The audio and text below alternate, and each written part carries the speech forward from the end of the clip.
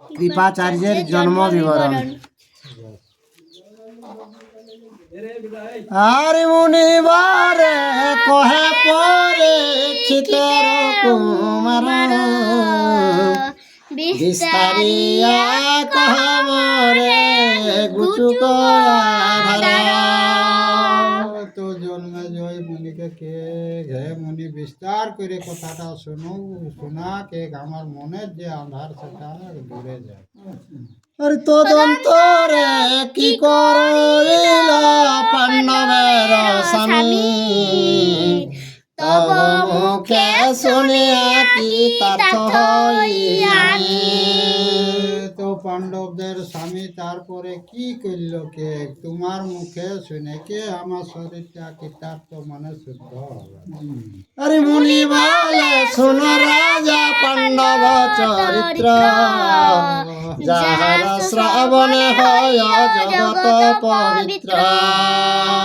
মুনি তখন কে কালে জন্মে জয় শুনো, ওই যে পাণ্ডবদের চরিত্র সেটা জগৎটা পবিত্র হয় সে কথাটা শুনল।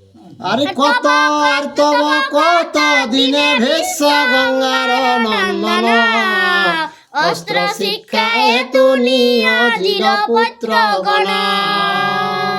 তারপরে ভীষ্ম কিনা করলেন সেই সন্তানকে অস্ত্র শিক্ষায় তারাকে নিয়োজন করলেন।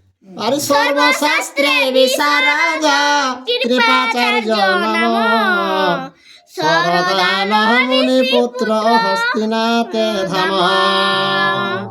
তো যে কৃপাচার্য শরদার মুনিকর পুত্র কৃপাচার্য হস্তিনাই ধাম।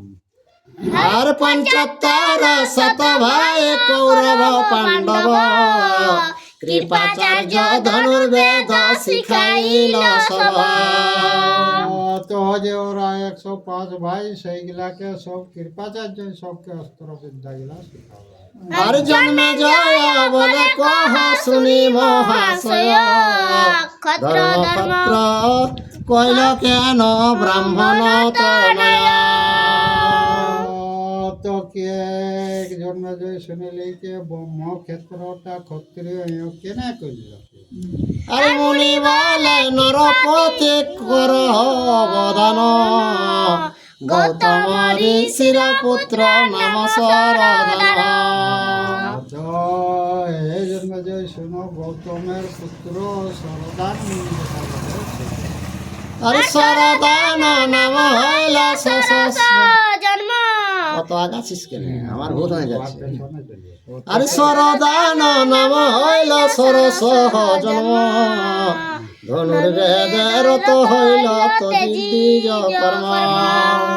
তো স্বর লে জন্ম হলে সেই জন্য শরদার মুনি অকর নাম হেলে আর সেই জন্য ক্ষত্রিয় কর্মটাকে ত্যাগ করলাম। আরে বেদ শাস্ত্র না পড়েল ধনুর্বেদ মন, তপবন মধ্যে তপ করে অনুক্ষণ। বিদ্যা ও সকল তো শিখলাম একর ধনুর্বিদ্যা শিক্ষাটা একর মন এলে তখন তপবনে জালে রেখে আর ধনুর্বিদ্যা শিক্ষা পালাবে। আরে তার তপ দেখি আস শঙ্ক শত্রু পুত, সৃজিলেন উপায় সে তপ ভঙ্গ হেতু। তো জালে লেলিকে কৃপাচার্য কঠোর তপ করে লাগতো, যার দিকে ইন্দ্র তো ভয় লাগলে তখন ওকে তো পয়সাটা ভঙ্গ করে ব্যবস্থা লাগলো। আর জনপদী দেব কন্যা দিল পাঠাইয়া, যথা তপ করে তথায় উত্তরিল গিয়া। তখন গোটা ২-৩ দেব কন্যাকে পাঠাই দিলেন যে হাত পয়সা করে আছে।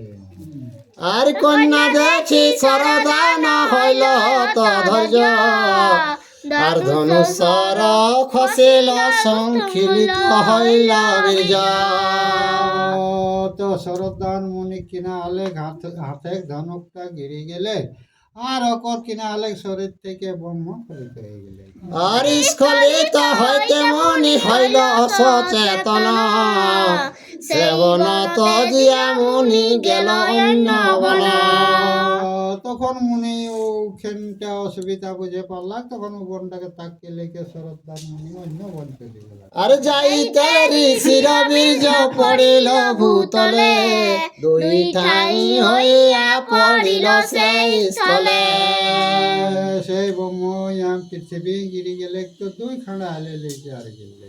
আর তপস্যের ঋষির বীর্য কভু নষ্ট নয়, হইল একটি কন্যা একটি তনয়া।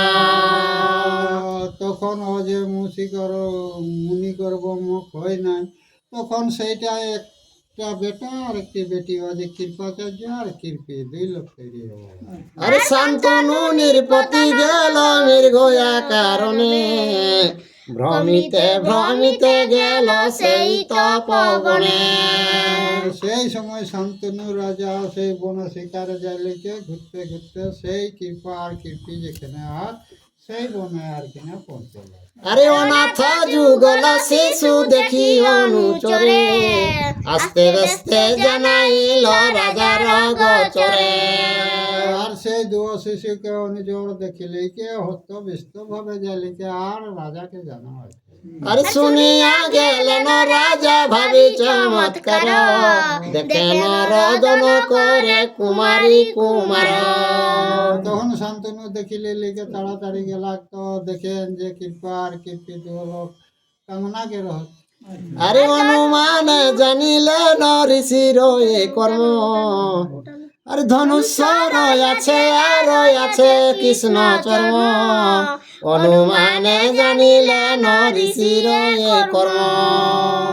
তো ধনুকবান হাতে আর ওদের বাঘশাল পিঁধল, সেটা অনুমানে জানিলে শান্তনু যেগুলা ঋষি পুত্র। আর গৃহে আনি দোহারে যে করেন পালন, কতদিনে আছে সরদান তপধন।